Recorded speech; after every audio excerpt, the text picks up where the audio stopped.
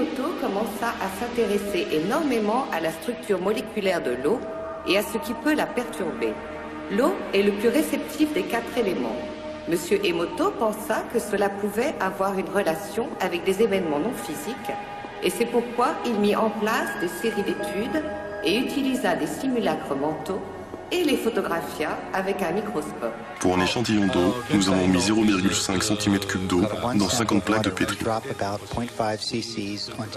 Ensuite, nous avons pris ces 50 plaques de pétri et nous les avons congelées à moins 25 degrés pendant 3 heures. Then we take those 50 petri dishes and freeze them in a freezer at minus 25 degrees Celsius for about 3 hours. Nous avons pris ces échantillons congelés, nous les avons mis dans un réfrigérateur à une température de moins 5 degrés, dans lequel il y avait un microscope avec un appareil photo, et nous avons photographié chacune des gouttes d'eau. D'abord, nous avons pris en photo l'eau dans laquelle nous n'avions pas introduit d'informations.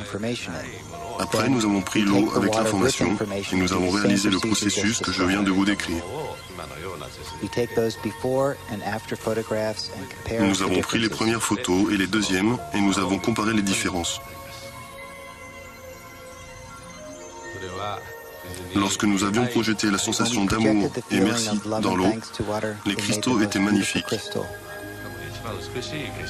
Dans des moments comme celui-là, je pense que l'eau est en paix. La première est une photographie de l'eau du barrage de Fujiwara.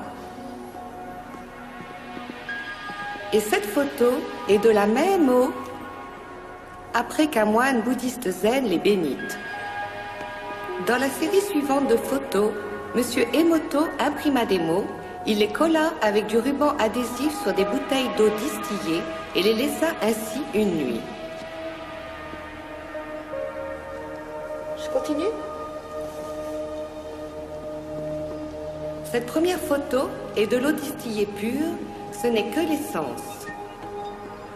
Les photos suivantes, comme vous pouvez le voir, sont différentes. Ceci est le chi, la force vitale de l'amour. Et ici, nous avons merci. Vous voyez ici, là, où il l'a collé sur la bouteille. Si vous parlez japonais, vous vous êtes déjà rendu compte.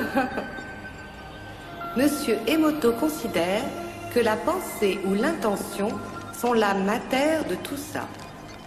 On méconnaît la science de comment la pensée agit en réalité sur les molécules.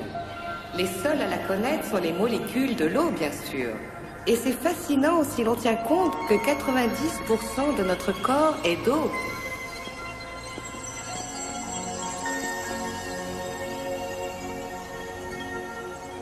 Il y a de quoi réfléchir, n'est-ce pas?